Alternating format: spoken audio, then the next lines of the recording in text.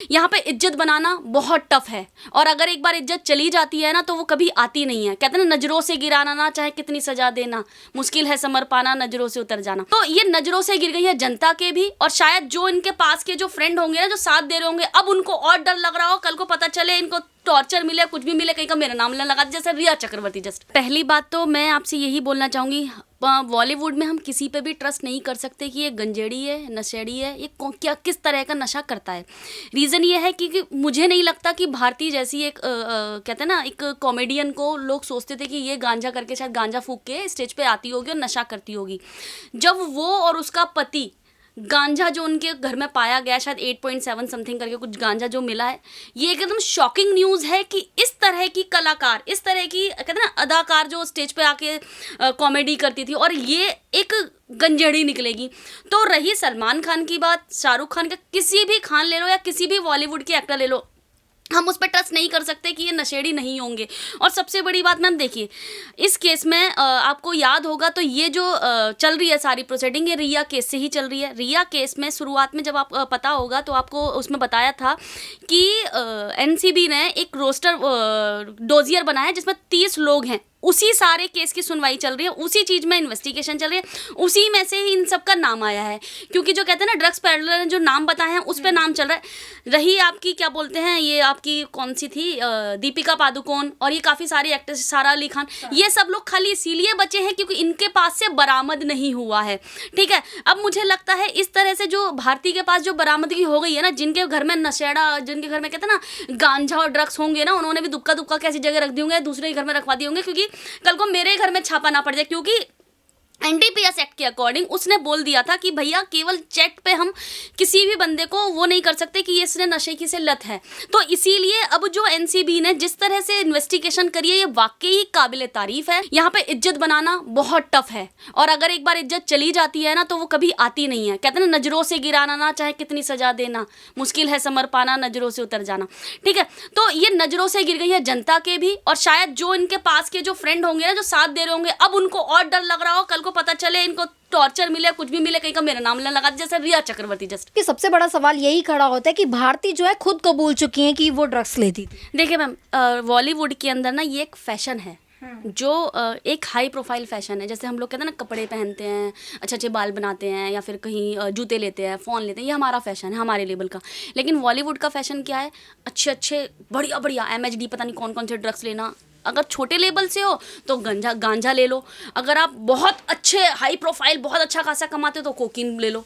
ठीक है, तो रही बात आपकी क्या बोलते हैं, मैं भी भूल गई। हाँ, शक का दायरा जो हाँ, शक का दायरा ना हम सबका बहुत ज़्यादा बढ़ गया है। अब हम शक नहीं, हमें पूरा ट्रस्ट, हाँ हमें पूरा यकीन हो गया है, हमें पूरा ट्रस्ट हो गया है कि ये लोग गंजेड़ी हैं ही 100%। क्योंकि इस तरह की जो कॉमेडी कर सकता है ना, गंजेड़ी होके ही स्टेज पे कर सकता है, किसी की बेइज्जती कर डालो इस तरह से। इवन कपिल शर्मा शो की मैम जब आप देखते होंगे यूएसपी, तब जिस टाइम वो आए थे स्टेज पे, आया शुरुआत में जब आया करता था उसकी यूएसपी अलग हुआ करती थी।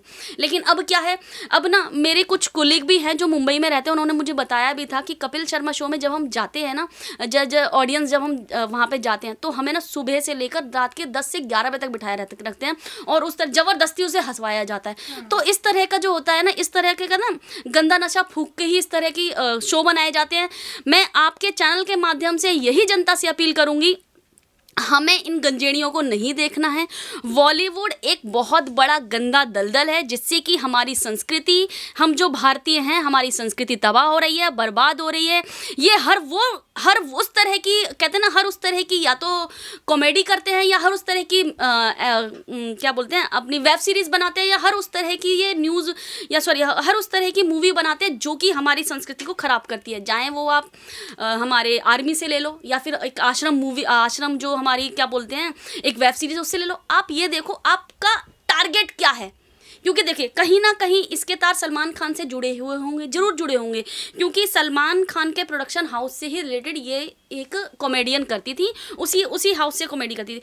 तो क्या आपको नहीं लगता हम उसी संगत में बैठते हैं, जहाँ पे हमें संगत, कहते हैं ना, आप एक दारू की दुकान पे बैठ के उम्मीद नहीं लगा सकते या सब दूध पीते होंगे, तो वहाँ पे जो सारे हैं ना वो सब गंजेड़ी ही होंगे, वहाँ पे कोई दूध पीने वाला बच्चा नहीं होगा। तो आप किस तरह की से देखेंगे, क्या महाराष्ट्र सरकार इन सब चीज़ों में फेल हो चुकी है? देखिए, महाराष्ट्र सरकार कभी थी ही नहीं जो फेल होगी, वो चाहती ही नहीं है वो करना। अगर वो चाहती ना, कहते हैं ना, अगर हमारे मन में डिज़ायर हो कुछ करने की, तभी तो हम प्रॉपर इन्वेस्टिगेशन करेंगे या प्रॉपर कोई सर्कुलेशन जारी करेंगे या प्रॉपर कोई अध्यादेश बनाएंगे कि नहीं भाई ऐसे ऐसे नहीं। मुंबई किस लिए जानी जाती है? मुंबई या तो कहते हैं ना या तो भिंडी बाजार के लिए अपने जानी जाती है, कर्म काट क्या कोई बाजार है वहाँ के लिए जानी जाती है, या फिर वो काहे के लिए जानी जाती है, या फिर ड्रग्स माफियाओं के लिए जानी जाती है, या फिर आतंकवादियों के। तो भाई जब पता है गवर्नमेंट को कि ये मेरी मुंबई इसलिए जानी जाती है, क्या आप उसका भी सफाया नहीं कर सकते? वो करेंगे ही नहीं। क्यों? इसलिए नहीं करेंगे क्योंकि बॉलीवुड से पैसा आ रहा है। आज कौन सा बॉलीवुड का स्टार, कौन सी तख्ती गैंग, कौन सी मोमबत्ती गैंग, कौन सी खान गैंग निकल के आई है कि हाँ भाई मैं भी ड्रगिस्ट हूँ, मैं भी ड्रग लेता हूँ, या मैं भी गंजेड़ी हूँ, मैं भी नशेड़ी हूँ। हिम्मत है तो सामने आके बोलो, वो घरों में से छुपकाने की जरूरत नहीं है कि दुबकाते फिर रहे हो। या तुम एक बात बताओ, अगर कहते हैं ना, अगर जहाँ पे आग लगी हो धुआं वहीं से होगा, ठीक है। अगर दीपिका पादुकोण या फिर सारा अली खान के फ़ोन से चैट निकली है, वो MSD कोई ड्रग का नाम बोल के वो मंगवा रही हैं या कुछ कर रही हैं, तो कुछ ना कुछ तो वो लेती हैं ना, और वैसे भी उनकी कमाई बहुत अच्छी है, तो वो तो नेचुरल सी बात है ड्रग्स लेंगी। रही बेचारी आरती की बात, आरती गंजेड़ी है क्योंकि वो अभी थोड़ा सा कहते हैं ना, अभी वो स्ट्रगलिंग पॉइंट है अकॉर्डिंग टू। और रही सलमान खान, 100% सलमान खान ना कोकीन जरूर लेता हो क्योंकि हाई प्रोफाइल का वही यार। इसको माया नगरी बोलते हैं। पहले मैं सोचते थे कि माया नगरी यहाँ पे जब पैसा कमाते हैं ना उसको माया बोलते हैं। नहीं भैया, यहाँ तो माया ही अलग चल रही है। यहाँ पे माया ड्रग्स की है, यहाँ माया बॉलीवुड की है, यहाँ माया आतंकवादियों की है, यहाँ माया पैसों की नहीं है। यहाँ पे मैम देखिए, मैंने न्यूज़ चैनल के थ्रू ही देखा था, ये जो क्या बोलते हैं, एक ना इनमें 3 कैटेगरियाँ बनी हुई हैं ड्रग्स के अकॉर्डिंग। इसमें 3 कैटेगरियाँ बनी हुई हैं। एक बनी हुई है कैटेगरी कोकीन की, एक बनी हुई है आपकी क्या बोलते हैं MSD कोई ड्रग्स की, और एक बनी हुई है गांजे की, ठीक है। जब आप हाई लेवल पे आने लगते हो ना, जब हम गेम खेलते हैं, गेम में लेवल होते हैं, first level, second level, third level, तो इसमें भी जब आप गेम लेवल पे आते हो ना, तब आप पहुंच जाते हो किस पे? कोकीन पे। और उसमें सारा काम कौन करता है? पेंडलर का।